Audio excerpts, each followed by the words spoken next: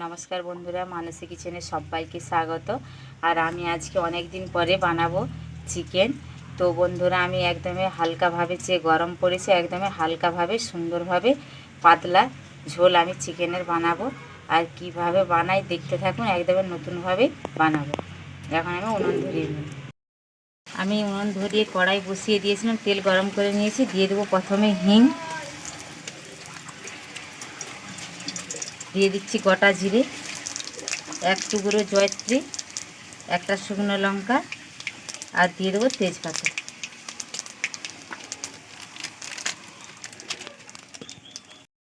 একটা দারুচিনি, দুটো লবঙ্গ, দুটো এলাচ।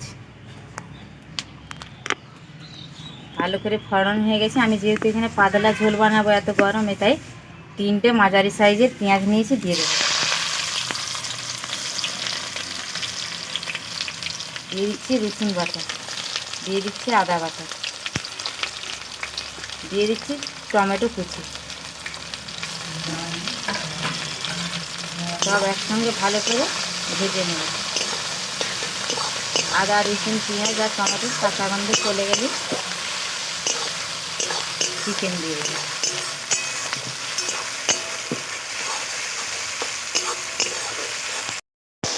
আমি আদা, রসুন, পেঁয়াজ সবগুলো ভালো করে ভেজে নিয়েছি, আর এদের কাঁচা গন্ধও চলে গেছে। আর এখানে আমি 500 চিকেন নিয়েছিলাম, আর ছোটো সাইজের আলুগুলো গোটাই দেবো, দিয়ে দেবো এবারে। আমি আজকে চিকেনটা একটু অন্যরকমভাবেই বানাবো।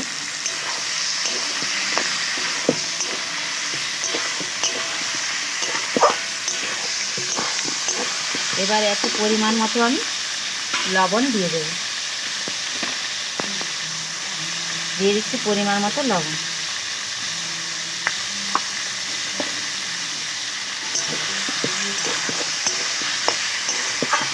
আর আমি কিন্তু এতে এখন কোনো মশলা অ্যাড করব না।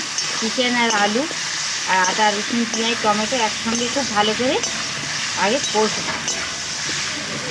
এবারে ঢাকা চাপা দিয়ে ভালো করে ভিজে ভিজে আমি কষে নেব।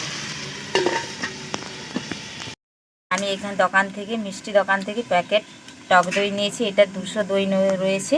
আমি কেটে নেব এখন। আমার যতটা পরিমাণ লাগবে ততটা আমি বাটিয়ে নিয়ে নেব। ব্যাস, আমার এই টক দইটা হলে হয়ে যাবে। এবারে একটা চামচের সাহায্যে খুব ভালো করে ফেটিয়ে নেব। আর খুব ভালো করে ফেটাতে হবে, কিন্তু নাহলে চিকেনে দিলে কেটে যাবে। ভালো করে ফেটিয়ে নিচ্ছি। টক দইটা আমার অনেকটাই ফেটানো হয়ে গেছে। এবার এদিকে চাপা খুলে দেখে নেব। দেখুন কত জল বেরাচ্ছে।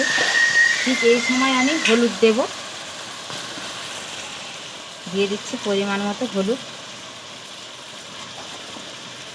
হলুদটা এই সময় দিলে আলু আর চিকেনটা কিন্তু ঝোলে সাদা লাগবে না, কি সুন্দর একটা ওদের গায়ে হলুদ হলুদ থাকবে। এই করেই দিয়ে দিলাম এই সময় হলুদ। আবারও ঢাকা চাপা দিয়ে ভালো করে ভেজে নেব। দই খুব ভালো করে ফেটিয়ে নিয়েছি। এবারে কিছু এতে মশলা অ্যাড করে দেব। দিয়ে দিচ্ছি পরিমাণ মতো লঙ্কার গুঁড়ো। আমি ফোড়নে গোটা জিরে দিয়েছিলাম, তাই হাফ চামচ দেবো, ছোটো চামচের হাফ চামচ জিরের গুঁড়ো। আর ভালো টেস্ট আসার জন্য দিয়ে দেবো ধনার গুঁড়ো।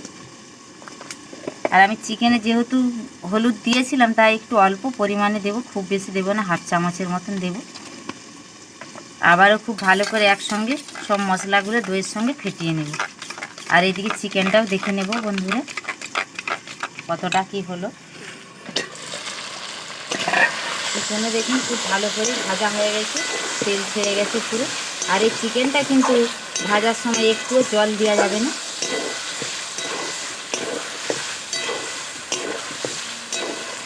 আর একটু ভালো করে ভেজে নেব, তারপরে এতে মশলা অ্যাড করে দেব।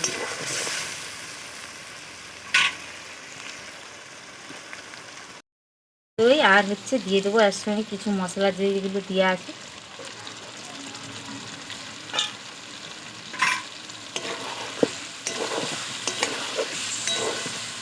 সব কিছু মশলা দেওয়ার পরে আমি 5 মিনিট ভালো করে কষিয়ে নেব।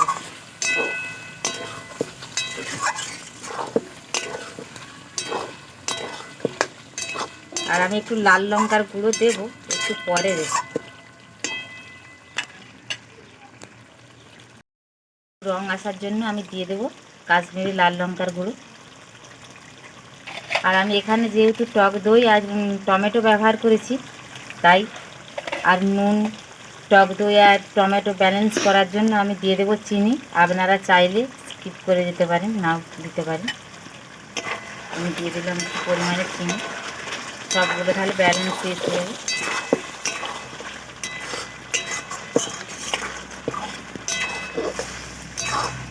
সব কিছু এবারে দেওয়ার পরে আমি এবার ভালো করে কষিয়ে নেব। মশলা থেকে পুরো তেল ছড়ানো হয়ে গেছে আর আমার ভালো করে কষানোও হয়ে গেছে। দিয়ে দেবো ধনেপাতা কুচি।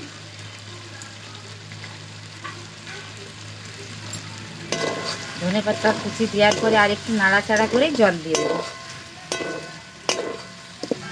আমি এখানে যেহেতু পাতলা ঝোল বানাচ্ছি তাই জলটা একটু পরিমাণে বেশি দেব।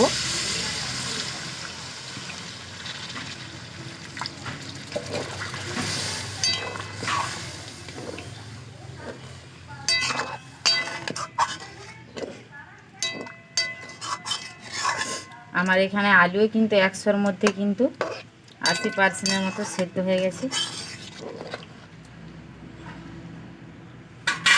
এবার চাপা দিয়ে 7 মিনিট রেখে দেব। 7 মিনিট পরে চাপা খুলে দেখে নেব। দেখুন সব ঠিকঠাক হয়ে গেছে, আলুও খুব ভালো করে সেদ্ধ হয়ে গেছে। এবার নামিয়ে নেব।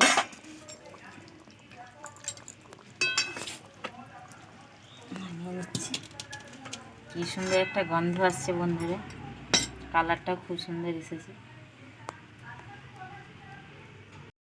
দেখুন বন্ধুরা কত সুন্দর কালার এসছে আর কী সুন্দর একটা গন্ধ বেরিয়েছে, খেতে অসাধারণ লাগে।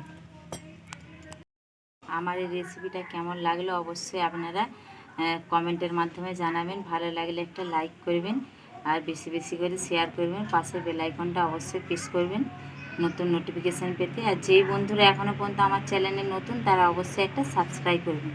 আর যারা যারা আমি নতুন ফেসবুক খুলেছি, যারা আমার ফেসবুকে ফলো করবেন পেজে তারা ফেসবুক, আর যারা ইউটিউবে তারা ইউটিউব। আপনারা ভালো থাকবেন, সুস্থ থাকবেন। দেখা হচ্ছে নেক্সট ভিডিও।